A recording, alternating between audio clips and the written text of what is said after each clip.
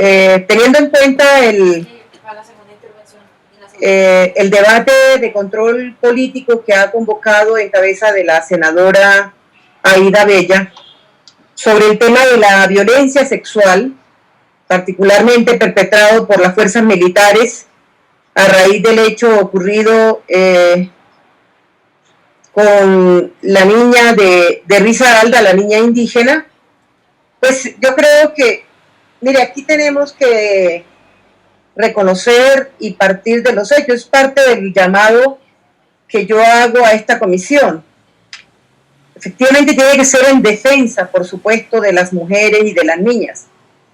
Reconocer, por ejemplo, que la violencia sexual es un resultado de esta sociedad machista, patriarcal que tenemos, retrógrada, en serio, que afecta la vida de las niñas y de las mujeres.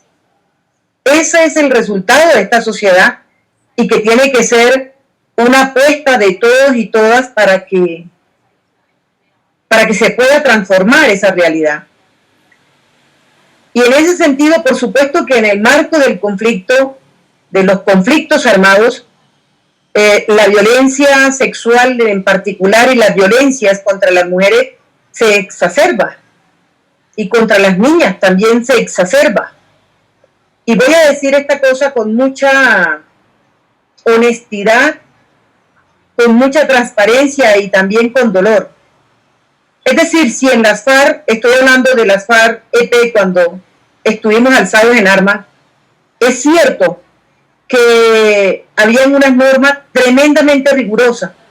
Lo primero que hay que partir es que si estas normas eran tan rigurosas como yo las conocí, pues es porque esos hechos de una u otra manera se presentaban, porque son hombres y mujeres que venimos de la misma sociedad, esta sociedad que victimiza en particular a las mujeres y a las niñas, y que además yo reconozco que estos hechos se presentaron en la organización. No conozco a profundidad los hechos, pero se debieron presentar y estoy segura que se presentaron porque pues estábamos en el marco del conflicto y tenían armas y eran hombres machistas, patriarcales también, que es lo que está sucediendo hoy en día con los distintos grupos armados y con las fuerzas militares de nuestro país. Entonces yo no vengo aquí ni a lavarle la cara a los hombres de la exguerrilla o a los exguerrilleros, como se ha pretendido, por ejemplo, poner un manto frente a lo que son las fuerzas militares. Por el contrario, vengo a señalar que, y ha sido mi posición todos estos años, desde que he tenido posibilidad de hacer una expresión pública, de que este tipo de comportamientos, este tipo de hechos que victimizan a las mujeres, tiene que parar en la sociedad colombiana. Así que no hay duda tampoco que la violencia sexual contra las mujeres ha sido utilizada como una arma. Algunas congresistas aquí lo han expresado, como una arma en el conflicto. Así que, por esa misma razón, nosotras, digo nosotras, las mujeres exguerrilleras, cuando estuvimos en La Habana y estaban en el debate, en la discusión, en la construcción de todo el sistema integral de verdad, justicia, reparación y no repetición, entre otras cosas nosotras, por todos los diálogos que tuvimos con las mujeres víctimas, por todos los diálogos que tuvimos con muchas mujeres allí en La Habana, pedimos a esa comisión, que fue una comisión de notables expertos del gobierno y de la insurgencia, pedimos que el tema de violencia sexual no fuera indultable dentro del sistema. Y hoy lo seguimos reconociendo, pero eso no puede ser para una sola de las partes. Aquí lo que está sucediendo, por ejemplo, en las fuerzas militares, y que todo el mundo lo conoce desde hace muchísimo tiempo, pues es necesario que en este momento abordemos el debate, la discusión, y es que no estamos hablando de cualquier grupo armado, estamos hablando de la institucionalidad que posee el poder de la fuerza. Así que lo sucedido con la niña Elvera Chamí, que fue violada por 7 militares del ejército en Risaralda, o la niña Nucat Macú, encerrada durante 4 días en un batallón y que fue violada de manera constante por miembros del ejército en el departamento del Guaviare. Todos estos hechos es necesario que la sociedad colombiana los aborde, que la justicia también los aborde, pero sobre todo que esta comisión y el Congreso de la República los pueda visibilizar, los pueda condenar y además exija parar estos acontecimientos y reparación y no repetición de semejantes hechos.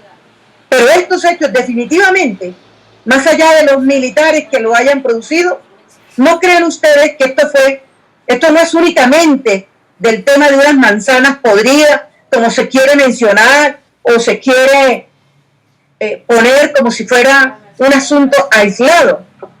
¿No tendrá luego que ver esto con la doctrina militar que se enseña o que se interioriza al interior de la estructura? Creo yo que esto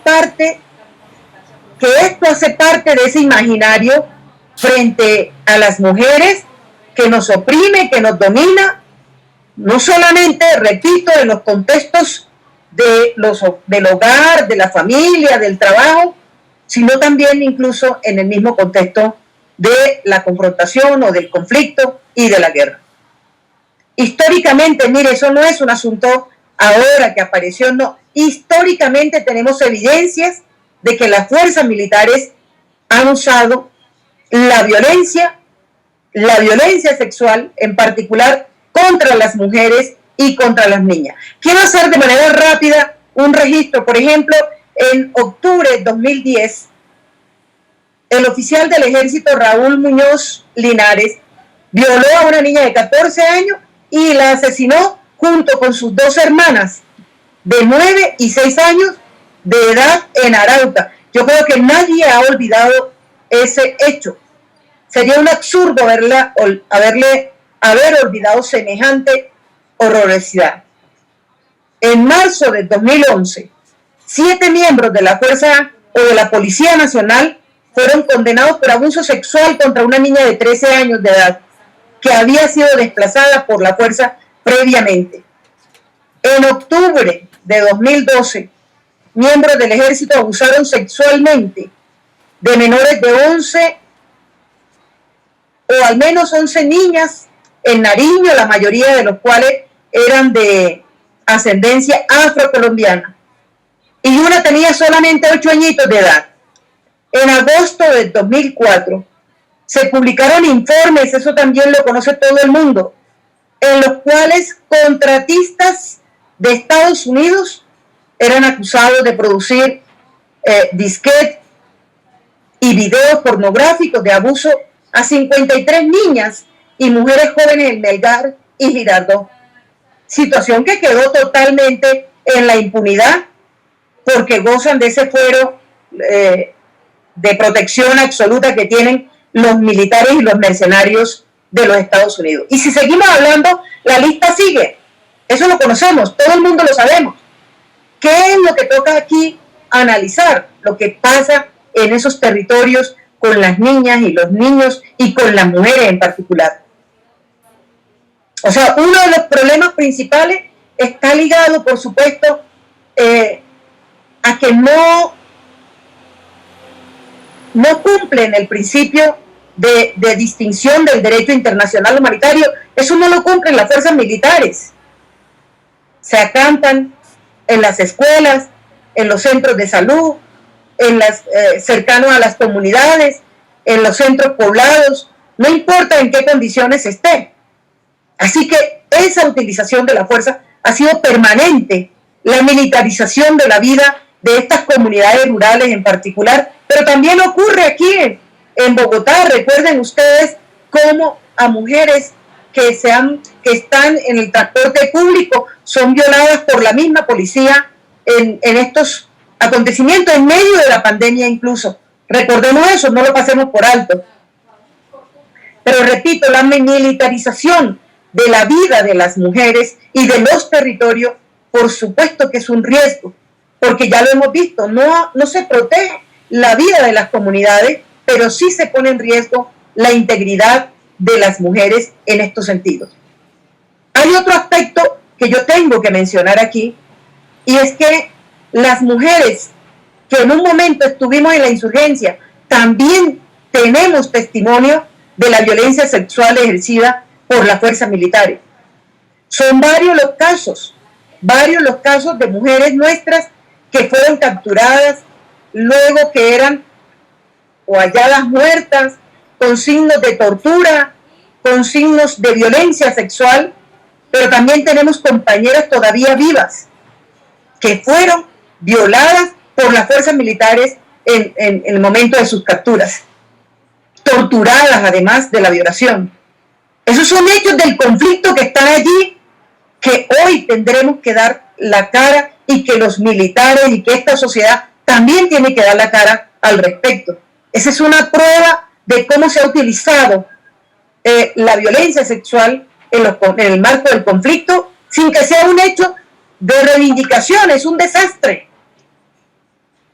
de esta sociedad, y nosotras como mujeres que estamos aquí en este momento, como mujeres políticas, pues tenemos una responsabilidad también de conminar a las fuerzas militares a que respeten los derechos humanos, a que respeten la integridad de las mujeres. Necesitamos acciones concretas de la institucionalidad, que haya investigaciones con claridad, sanciones y reconocimiento de responsabilidades. Necesitamos que se implemente una cultura de paz, y eso lo tenemos que construir entre todas y todos. No puede ser que vengamos con la intención de que, ay, no, eso no ocurrió o no sucedió. No, aquí estamos hablando de lo que ha sido la realidad de este conflicto, donde las mujeres en particular hemos tenido y han tenido la peor parte. Por eso es condenable absolutamente todos estos comportamientos de las fuerzas militares, y creo yo que la manera es de asumirlos, de asumir esa responsabilidad y de trabajar de manera conjunta para que eso no suceda, sobre todo en la formación de su personal, en la pedagogía, en el respeto de la paz, de los derechos humanos y de los derechos de las mujeres. No puede ser con evasiva, no puede ser con el tema de que aquí hay unas manzanas podridas y que entonces sacando las manzanas se va a arreglar la situación. Pues no, es un compromiso, tiene que ser un compromiso de toda la sociedad y en particular de la institucionalidad, que es su deber constitucional. Esa es mi posición, lo digo con todo respeto, como lo dije anoche en plenaria, donde el tema, entiendo, sí, comprendo que hay unas fuerzas militares, hay unos soldados, hay unos altos mandos que respetan los derechos humanos, pero no es la esencia del ejército ni de las fuerzas militares. No es la esencia, porque en la práctica es otra, y lo estamos viendo en estos momentos con esos resultados en medio de la pandemia, cuando debería ser todo lo contrario.